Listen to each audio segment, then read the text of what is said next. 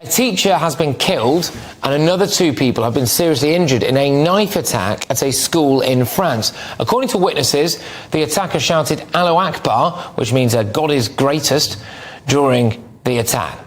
Now, French media reports say that he was a former pupil at the school.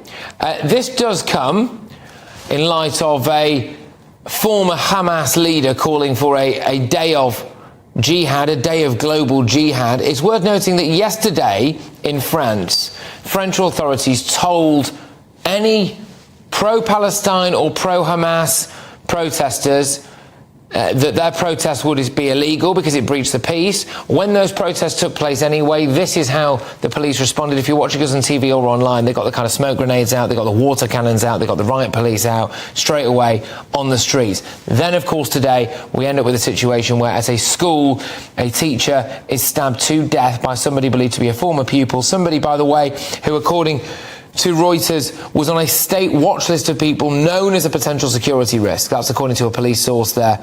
And apparently they were being monitored. Apparently he's 20 years old and had been in France since 2008. Joining us now for more information is Paris-based journalist David Chazan. David, thank you very, very much. What are we aware of, this situation involving a stabbing, an individual shouting "Allahu Akbar" and then supposedly killing a teacher? Yeah, I mean, we know that one teacher is dead, 2 other people are seriously injured. One of them's been identified as a PE teacher and the other one is a canteen worker who is critically injured. They're both in hospital. The attacker has been arrested, and so has his brother, who was arrested near another school, along with a 3rd suspect near yet another school. And all 3 were on the terror watch list. So they were known to the authorities. They'd been flagged up as potential terrorists. And so a lot of questions are now going to be asked about how one of them was able to walk into a school armed with at least 2 knives when he was a known terror suspect. He had been on the terror watch list for 11 days. So police really did suspect that this was somebody who was about to launch an attack. His phone had been tapped and he had been followed. And it's emerged from a source close to the investigation that police actually spoke to him yesterday but did not arrest him. Right. I mean, it is absolutely staggering then that we had 3 arrests at potentially 3 schools from 3 people on a terror watch list in France.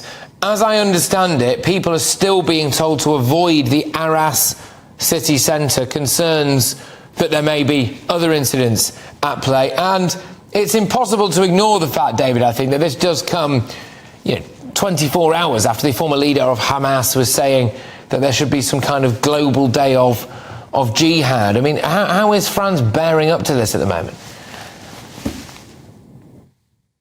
Well, France is on tenterhooks, as many other people are, and the government's ordered stepped-up security at all schools throughout France after this attack.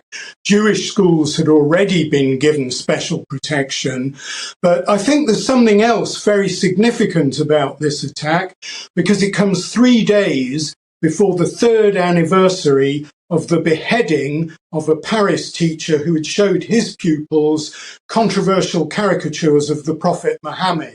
Now, his killer, who was shot dead by police shortly after the attack, was, like the suspected attacker arrested today, of Chechen origin, and both of their families had immigrated to France from Russia.